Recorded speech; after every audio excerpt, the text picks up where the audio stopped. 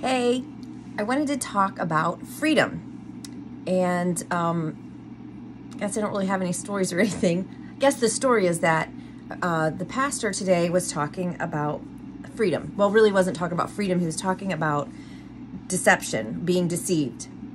And then he asked a question to everyone in the congregation. He said, we want to be free, right? Do you want to be free? Do you want your freedom?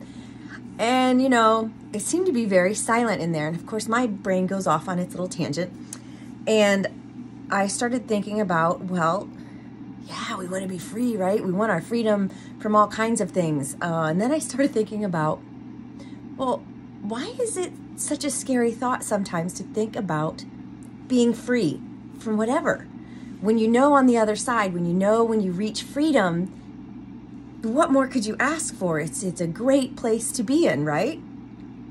So I'm thinking about the Israelites who, we know were enslaved and trying to get free, finally did, and then didn't know what to do with themselves. They wanted to go back.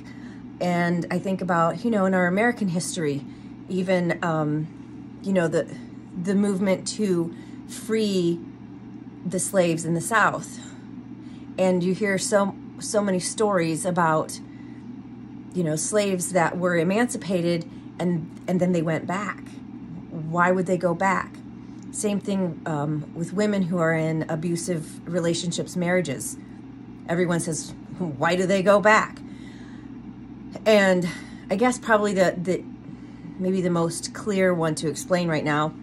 So in slavery, why would they go back? If you've been fighting for your freedom to death, you've been worked literally almost to death, and you finally are free of all of this and you can go.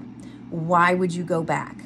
Well, we know what we know, don't we? And sometimes for generation upon generation, we only know what we know. And if we have never known freedom, what a scary thought about what's on the other side of where we're at. Because we know where we're at, and even if it's unhealthy or harmful or dangerous, it still has this strange sense of comfort because it's what we know.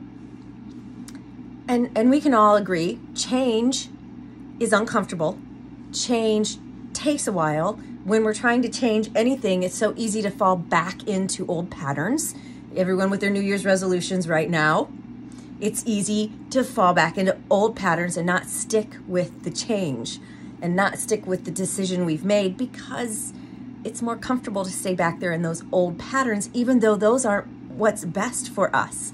Change is uncomfortable. Change can be frightening, and fear of the unknown. When we've never known freedom, whatever area in your life, even if it's financial freedom, if you've never known it before, it's a frightening thing to think about getting to the other side and making all the changes along the way and having the discipline along the way to make the changes in order to become financially free, in order to become free,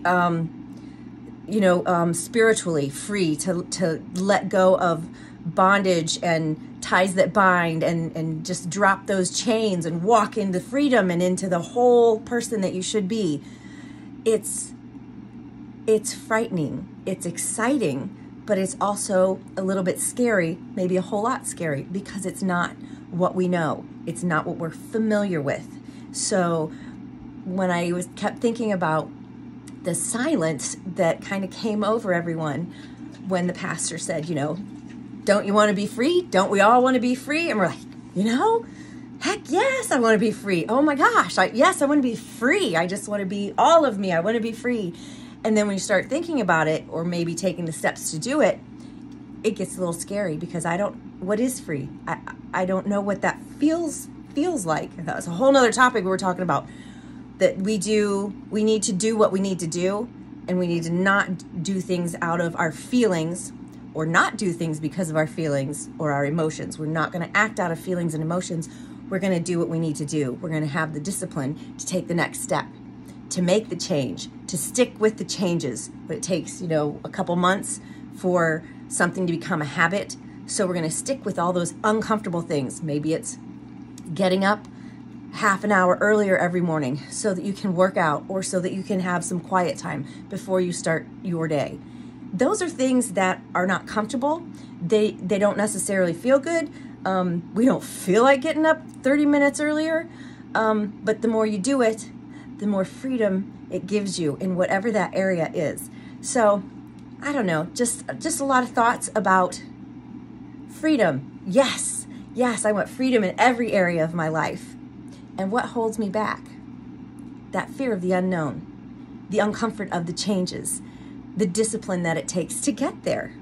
So just some rambling, some thoughts that came in my mind. My pastor's watching this. Yes, you know, my brain's always, that's why I take a lot of notes. Well, one of the reasons. My brain's always off on all these little tangents, because I come up with entire sermons from one question or one sentence that might not have anything to really do with the main topic.